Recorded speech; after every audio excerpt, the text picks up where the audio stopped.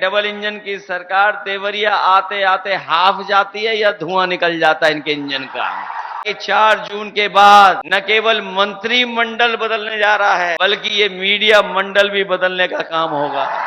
जो लखनऊ वाली सरकार है, जो हमारे उल्टे पुल्टे मुख्यमंत्री है, वो हर चीज की नकल कर लेते हैं कि लोगों को बूथ पे जाने के लिए रोक रहे हैं कि जहां देखें भाजपाई वहां बिछाओ चारपाई। भाजपा मुनाफाखोरी को बढ़ावा देकर जितने भी पेपर लीक वाले हैं वो सब भाजपाई हैं।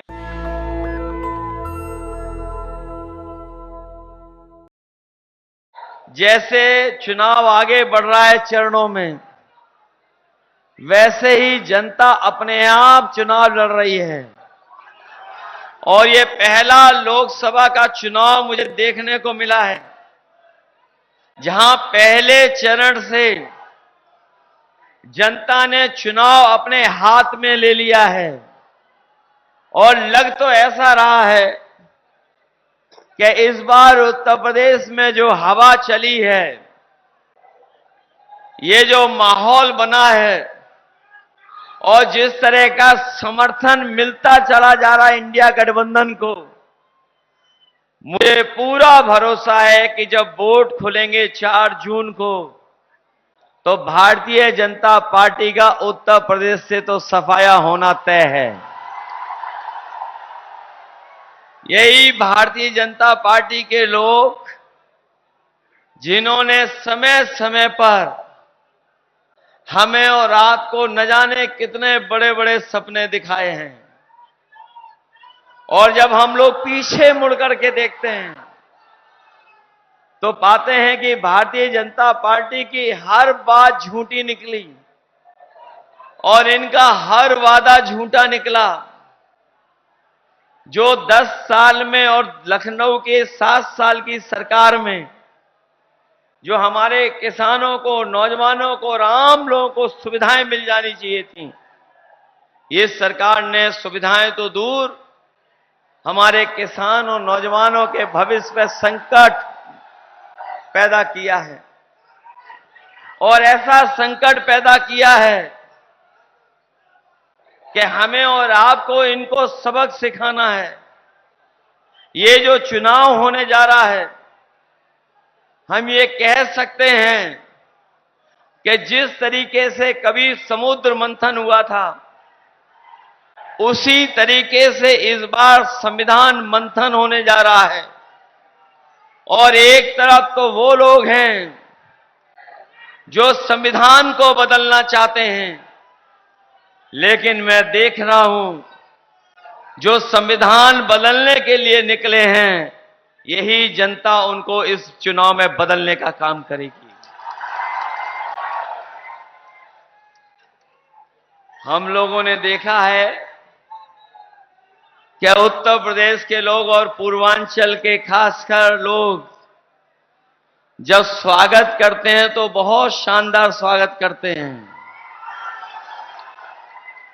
लेकिन जब विदाई करते हैं तो बड़ी धूमधाम से विदाई भी करते हैं। जो लोग 2014 में आए थे,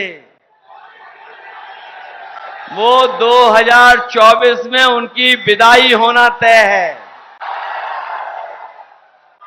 और क्या नारा दे रहे थे वो लोग? नारा दे रहे थे 400 पार।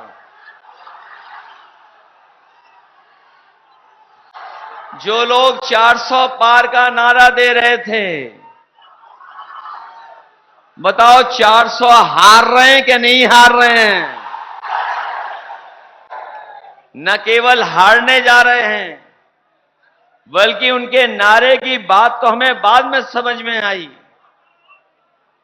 ये लोग पहले से ही तैयारी में थे कि 400 सीटें नहीं जीतेंगे। क्या कह रहे थे? 400 पार। और हमारे नौजवान साथी जानते होंगे, वो जानकारी रखते हैं, गणित को भी समझते हैं। अगर कोई 400 पार कह रहा है तो बताओ 543 सीटों में 400 पार कितनी सीटें बनती हैं? अगर कोई कहे कि हम 400 पार सीटें जीतने जा रहे हैं, तो बताओ 543 में कितनी सीटें बचती हैं? ये जो 143 सीटों वाले लोग जो सपना देख रहे हैं, मैं उन्हें कहना चाहता हूं कि इस बार 140 करोड़ की जनता उन्हें 140 सीटों के लिए भी तरसा देगी। कहने को ये कहते थे कि ये डबल इंजन की सरकार है। ये दिल्ली और लखनऊ वाले लोग मिलकर के कहते हैं कि हम डबल इंजन की सरकार है। मैं अभी अखिलेश प्रताप सिंह जी का भाषण सुन रहा था। मुझे लगता है कि डबल इंजन की सरकार देवरिया आते आते हाफ जाती है या धुआं निकल जाता है इनके इंजन का। बताओ, ये डबल इंजन की सरकार, इनके डबल इंजन कबाड़ा निकले कि नहीं निकले? और ये वही लोग हैं जिन्होंने किसानों से कहा कि हम किसानों की आय दोगुनी कर देंगे। जो इनसे नाराज लोग हैं वो हर लोकसभा में 2,25,000 हैं। बताओ, ये सरकार बचेगी कैसे? अगर कोई रास्ता हो इस सरकार का बचने का तो हमें बताएं आप। और हमारे तमाम साथियों को याद होगा, ये वही सरकार है जब कोरोना आया तो हमें और आपको इन्होंने वैक्सीन लगवा दी। और जब इनकी वैक्सीन की चोरी पकड़ी गई चंदा वाली, तो वही कंपनी वाले लोग कहते हैं कि अब हम आपसे वैक्सीन वापस ले लेंगे। कोई हमें बताए जो वैक्सीन शरीर में लग गई है वो शरीर से वापस कैसे ली जाएगी? अगर कोई व्यवस्था हो सरकार के पास तो हमें बता दो। न केवल वैक्सीन वालों से चंदा लिया है, बल्कि आप जानते होंगे इलेक्टोरल बॉन्ड के नाम पर इन्होंने बड़े बड़े उद्योगपतियों कारोबारियों से पैसा वसूल लिया, चंदा वसूला इन्होंने। ईडी, सीबीआई, इनकम टैक्स से डरा करके धमका करके पैसा वसूला है। और कोई छोटा मोटा पैसा नहीं वसूला है। किसी से 1,000 करोड़ ले लिए, किसी से 600 करोड़ ले लिए, किसी से 500 करोड़ ले लिए। आज जो हमें सामना करना पड़ रहा है महंगाई का, कहीं न कहीं इलेक्टोरल बॉन्ड की वजह से भी उन कंपनियों ने महंगाई बढ़ाने का काम किया। क्योंकि जिन कंपनियों ने चंदा दिया उन्होंने मुनाफा कमाना शुरू कर दिया, और अगर कोई मुनाफा कमाएगा तो अपने आप महंगाई बढ़ जाएगी। इस सरकार ने जहां किसान नौजवान को धोखा दिया, वहीं लगातार इस सरकार में महंगाई बढ़ती चली जा रही है। जहां हम खाद, यूरिया, डीएपी, इसकी तो महंगाई जानते ही जानते हैं।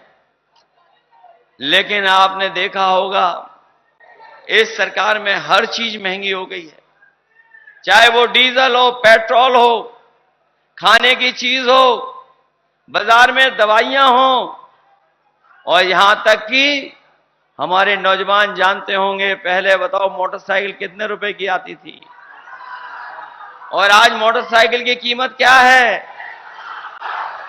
आखिरकार जो महंगाई बढ़ी है, मुनाफा किसकी जेब में जा रहा है? इसलिए सावधान हो कि नहीं सावधान हो। न केवल इन्होंने नौकरी रोजगार छीने हैं, बल्कि हमारा नौजवान मेहनत करता था, तैयारी करता था फौज में भर्ती के लिए, और फौज में जाकर के वो पक्की नौकरी करना चाहता था वर्दी पहन करके। लेकिन इस सरकार ने उस नौकरी को भी आधा अधूरी नौकरी बना दिया। 4 साल की नौकरी अग्निवीर हम अपने नौजवानों को कहकर के जा रहे हैं कि समाजवादी लोग और इंडिया गठबंधन, कांग्रेस पार्टी इस अग्निवीर व्यवस्था को कभी स्वीकार नहीं करेगी। जब भी सरकार में हम लोग आएंगे, इस अग्निवीर व्यवस्था को हमेशा हमेशा के लिए हटाने का काम करेंगे। अभी तो ये अग्नि व्यवस्था फौज में आई है। हम अपने खाकी पहनने वाले भाइयों को भी कभी कभी सावधान करते हैं, और इसलिए सावधान करते हैं कि फौज की नौकरी 4 साल की कर दी। ये सरकार में आ गए तो हमारे खाकी वर्दी पहनने वालों की भी नौकरी 3 साल की कर देंगे। ये हमारे प्रेस के साथी पूछते हैं कि कैसे संभव है। मैं उनसे पूछता हूं कि बताओ, आपको पता था कि हवाई अड्डे बिक जाएंगे? क्या आपको पता था कि रेलवे स्टेशन, रेलवे की ट्रेनें बिक जाएंगी? क्या आपको पता था इकलौती इलाहाबाद बैंक थी, वो बिक जाएगी? क्या आपको पता था कि अग्नि व्यवस्था लागू हो जाएगी? और क्या आपको पता था कि आधी रात नोटबंदी हो जाएगी? जब आपको नहीं पता था, अगर ये दोबारा आ गए तो फौज की तो 4 साल की नौकरी, खाकी वर्दी वालों की 3 साल की नौकरी कर देंगे। न केवल ये लोग नौकरियों से खिलवाड़ कर रहे हैं, बल्कि जितनी भी सरकारी नौकरियां उनको संविदा और आउटसोर्स पे भेज रहे हैं। और वो आउटसोर्स पे इसलिए भेज रहे हैं जिससे कि इन्हें आरक्षण न देना पड़े। इधर मैं देखता हूं कि दिल्ली वाले और लखनऊ वाले आरक्षण को लेकर के बहुत सारे सवाल भी कर रहे हैं, जवाब भी दे रहे हैं। लेकिन मैं अपने तमाम पीडीए परिवार के लोगों को कह करके जा रहा हूं, इतना आरक्षण के साथ कभी खिलवाड़ नहीं हुई होगी जितना भारतीय जनता पार्टी की सरकार में हुई है। न केवल ये आरक्षण खत्म करना चाहते हैं, अगर ये सत्ता में दोबारा आ गए तो बाबा साहब भीमराव अंबेडकर जी का दिया हुआ संविधान को भी खत्म करने का काम करेंगे। इसलिए आपको सावधान रहना पड़ेगा, क्योंकि यही बाबा साहब भीमराव अंबेडकर जी का संविधान हमें अधिकार दिलाता है, यही संविधान हमें न्याय दिलाता है, यही संविधान हमारे लिए संजीवनी है। इसलिए हम इस चुनाव में आप सबसे अपील करना चाहते हैं, जहां एक तरफ हमें अपनी आप को तमाम चीजों का सामना करना पड़ रहा है, वहीं हमें और आप सबको मिलकर के इस संविधान को बचाने के लिए भी लड़ना पड़ेगा। इसलिए संविधान बचाने के साथ साथ आपको इस देश की लड़ाई में भी हम लोग का साथ देना होगा। ये जो दिल्ली में बैठे लोग हैं, जो अपने केवल मित्र मंडल के लिए काम करते थे, जो लोग अपने केवल मित्र मंडल के लिए काम करते थे, अब जो माहौल बना है, लग तो ऐसा रहा है कि 4 जून के बाद न केवल मंत्रिमंडल बदलने जा रहा है, बल्कि ये मीडिया मंडल भी बदलने का काम होगा।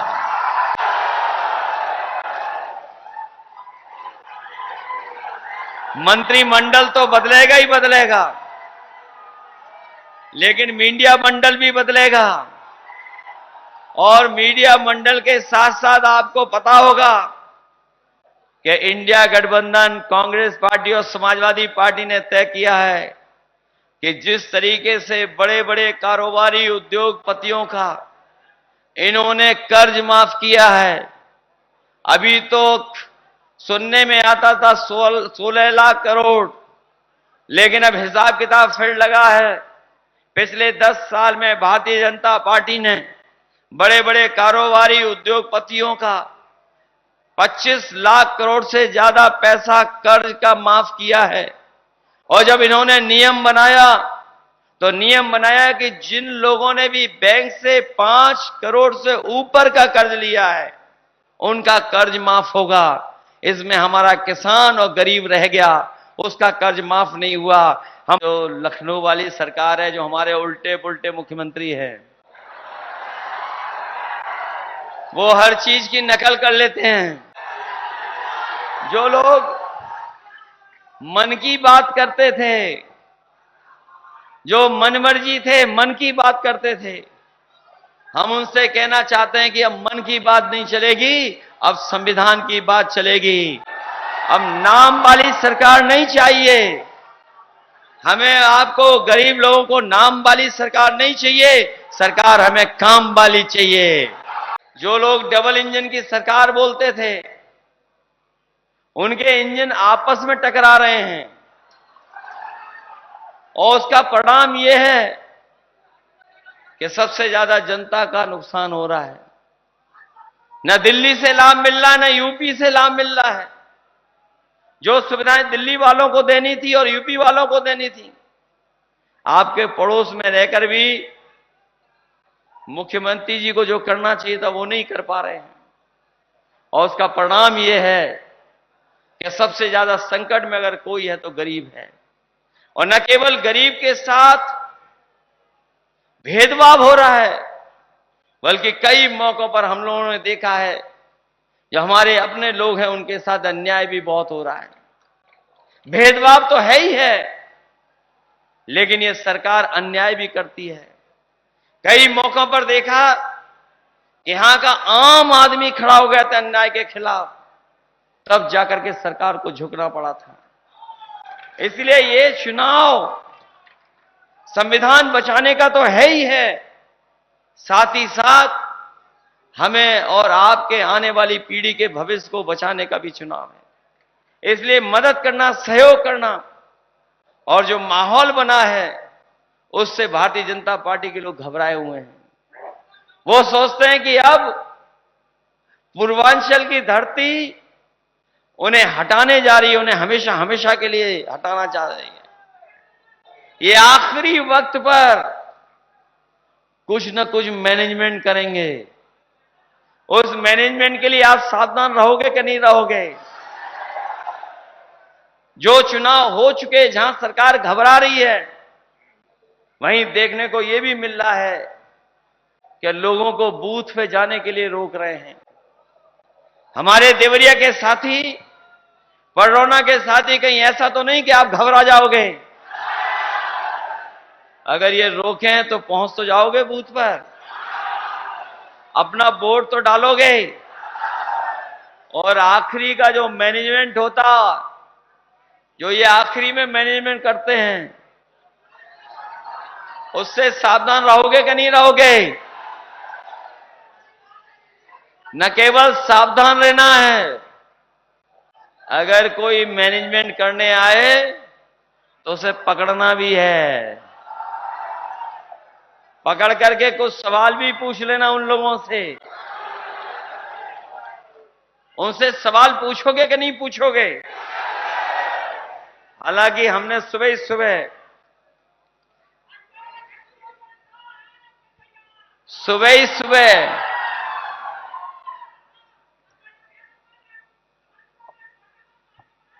मुझे खुशी है कि हमारे बुजुर्ग साथी पूरी ईमानदारी से तैयार हैं इनको भगाने के लिए। वहीं हम आपसे कहना चाहते हैं, सुबह सुबह हमने कहा कि जहां देखें भाजपाई, वहां बिछाओ चारपाई, और इनसे सवाल पूछिएगा आप।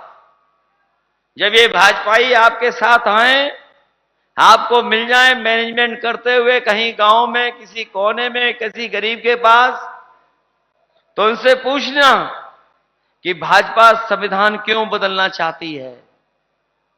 पहला सवाल उनसे यही पूछना कि भाजपा संविधान क्यों बदलना चाहती है, भाजपा आरक्षण क्यों खत्म करना चाहती है, भाजपा सामाजिक न्याय के लिए जातिगत जनगणना का विरोध क्यों करती है, भाजपा किसान विरोधी कानून बार बार क्यों लाती है, भाजपा ने किसानों को, कुचलने वालों को टिकट क्यों दिया है, भाजपा महिलाओं पर शर्मनाक अत्याचार करने वाले अपने पार्टी के लोगों को क्यों बचाती है, भाजपा पेपर लीक करा के युवाओं से नौकरी के अवसर क्यों छीन रही है।